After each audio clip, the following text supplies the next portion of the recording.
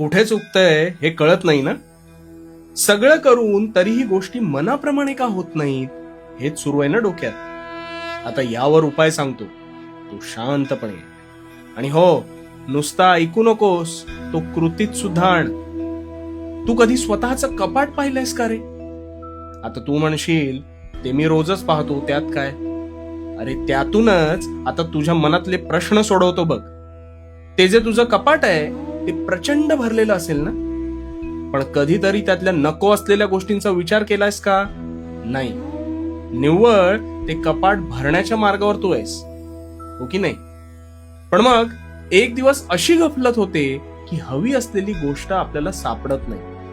त्यावेळेस ती शोधत असताना तू ते कपाट अजून अस्ताव्यस्त करतोस आणि मग तसाच पुढे निघून जातोस. आता हे जे कपाट आहे ना, हे तुझ्या मस्तिष्काप्रमाणे आहे. त्यात जागा जरी भरपूर असली तरी त्यात तू नुसते हवे नको ते विचार भरत राहतोस आणि तसाच त्या विचारांचं ओझं बाळगत पुढे जात राहतोस.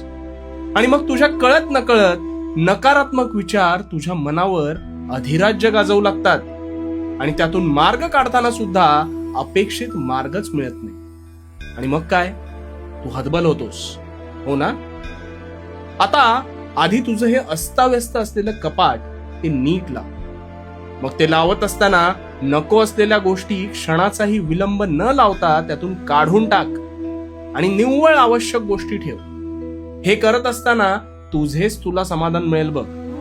आणि तसेच आता तुझ्या मनात असलेले म्हणजेच ते नको असलेले विचार, गतकाळाचे पाश संपूर्णपणे मागे सोडून दे. उगाच अतिविचार करून त्यात कोळ्यासारखा गुरफटून राहू नकोस. सगळा कचरा निघून गेल्यावर तुझं तुलाच हलकं वाटेल बघ. चल, उठ आणि आत्ताच कामाला लाग. आणि हो, भिवू नकोस. भिवू नकोस, कारण मी तुझ्या पाठीशी आहे. भिवू नकोस, मी तुझ्या पाठीशी.